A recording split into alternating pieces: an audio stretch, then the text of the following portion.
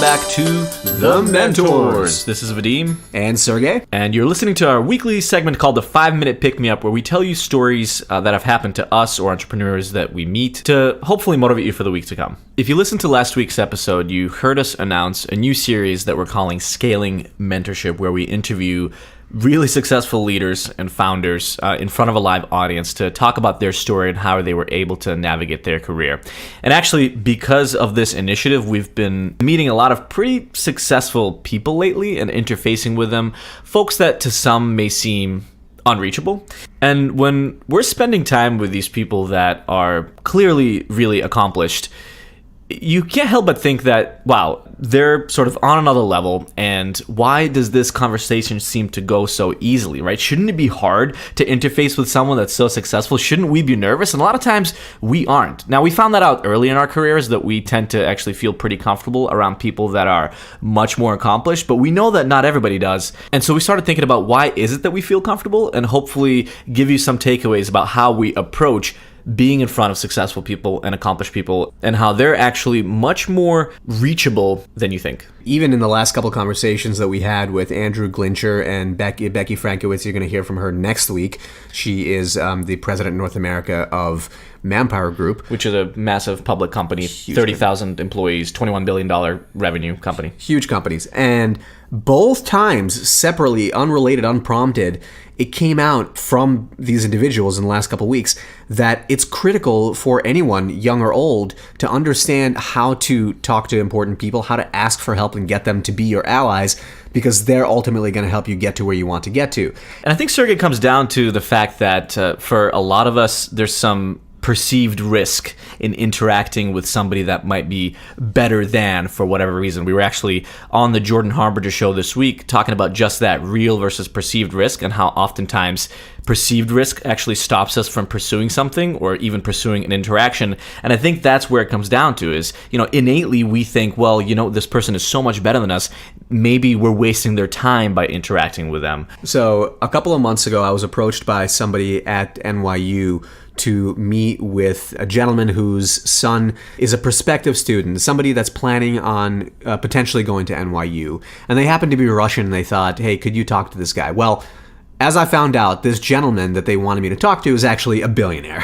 He's an oligarch.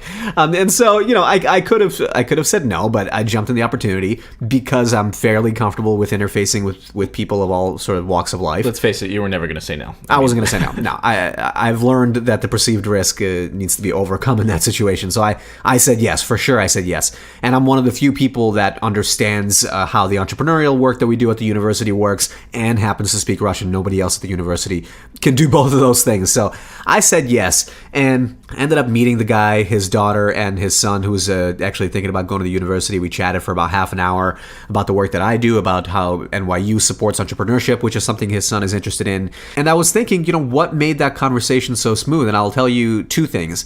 One is that I was prepared, so I knew some of the talking points that I wanted to have in that conversation, what I wanted that individual to take away from the type of entrepreneurial work that we do. I read his bio, I knew a lot about him and his career in case that somehow came up, and generally I felt good about what I wanted to say about the institution.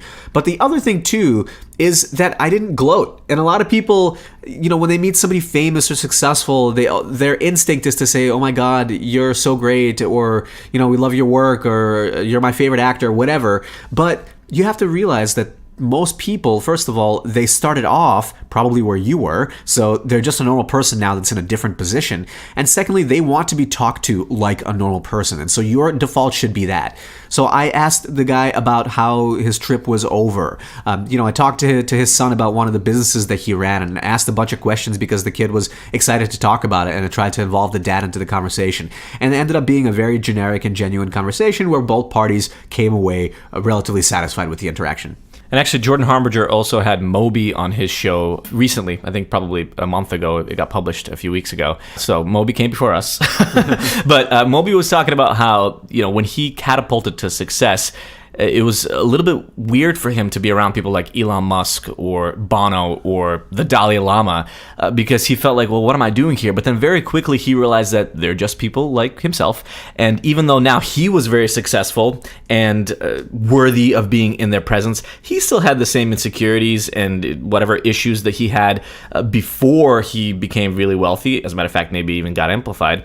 And these other successful people also have their own things and their own problems. So that helped him realize that ultimately we're all on the same level playing field and everybody has their own problems, everybody's human, and it's much easier actually to approach a situation like that where you're going to be in front of somebody that's again successful or famous, realizing that they're just like you and I, and that you shouldn't really work to impress them because they just want to be normal like the rest of us. Yeah, if you ever see somebody on Instagram that seems to be rubbing shoulders with successful people, or maybe a friend that you know from high school happens to be friends with someone famous, and you're like, how did that happen? I'll tell you how it happened. They approached it as a friendship first. They treated that person as a friend. They were nice to them, and they weren't, they were just trying to treat them like a human being, and a friendship evolved just like it would with anybody else. So think about that next time you're faced with someone that might be important or further along in their careers than you. They want to talk to you like a normal human being.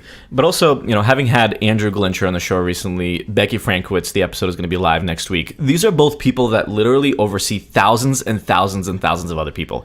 And so they seem pretty unreachable. But both of those interviews, maybe it's because they were on a show called The Mentors and they felt compelled to talk about this. But in both of those interviews, they expressed that the people that they work with should not be afraid to go straight to the top, whether it's the top of their department or even the top of the company, because the CEOs and executives and people that seem unreachable are actually listening.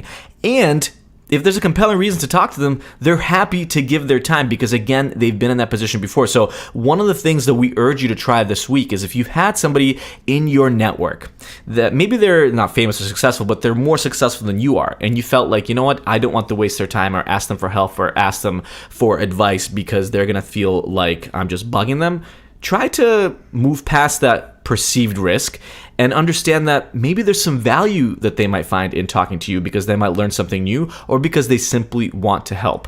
And ultimately, if they say no or ignore you because they're too busy, you haven't really lost anything. There's no real risk there. You can always try again. As a matter of fact, you should try again because there's a very high chance that you will ultimately get some exposure to that person because most people don't try. And you'll stand out from the rest by actually even putting the foot forward. So there you go. Even talking to billionaires, it's not rocket science. You want to be prepared for any conversation. Vadim and I talk about this all the time. Preparation is key so that you feel comfortable yourself, but ultimately treat others like you would treat any regular person, and you can see that a relationship can evolve from that. Yeah, and most importantly, be yourself, because you have a unique outlook on the world. You have a unique perspective and your own unique value, and there's nothing that you have to say to make up for that. Whatever you have to say in your head is probably going to be just fine.